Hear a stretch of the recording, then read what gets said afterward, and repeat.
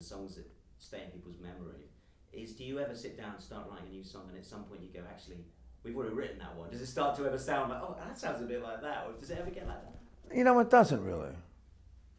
I think, I personally, I think that we let some of the influences from those other songs in, and I think that's okay, because it's like, if you're looking at a song like Living on a Prayer, it's Tommy and Gina growing up, using those two characters that we put in that particular song, how they grew up through the years of making records now for the 30 years that we've been together, and John and I have been writing songs together.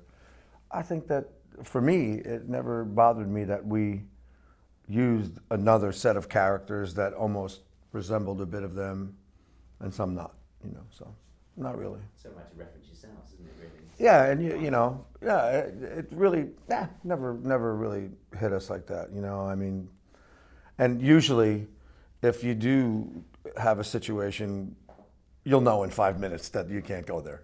Yeah. Yeah, I mean, yeah.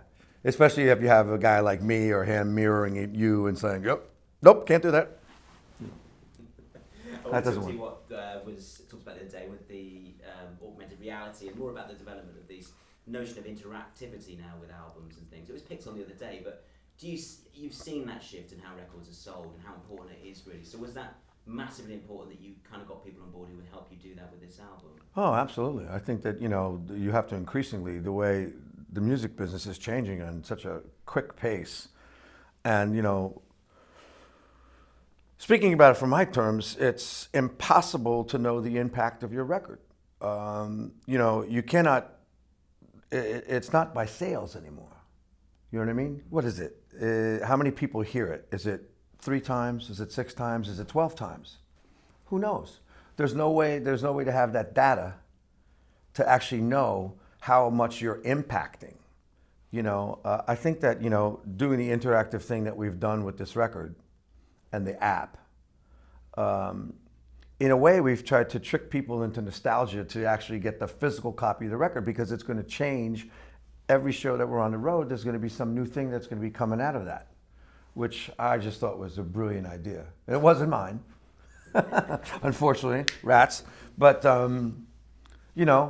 I think that's, for me, I'd loved having that album cover. I couldn't wait to get it and see what the credits were and who produced it and who played what and what happened here and what happened there. And maybe this will put people into that mode again, But that's our generation, particularly, I think, and maybe one behind us, or hopefully 2 behind us. But now, I mean, speaking about my daughter, who's 15 and a half years old, the whole album experience is almost gone. It's all a playlist of cherry picking songs that she likes off a specific artist's record. And to me, it's a form of ADD in a specific way. Not that it's wrong or right, it's just the way how the business is now shifted, And, I mean, album, to me, an album is a whole work of art, in a way, for a musician.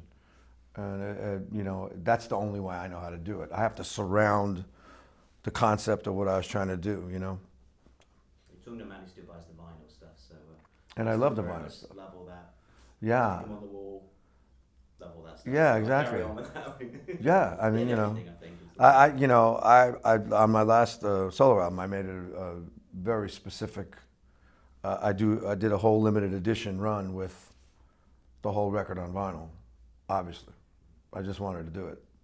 It's just, I just thought that it was a cool thing. I just thought it was a cool thing to have. Let's talk live shows, because obviously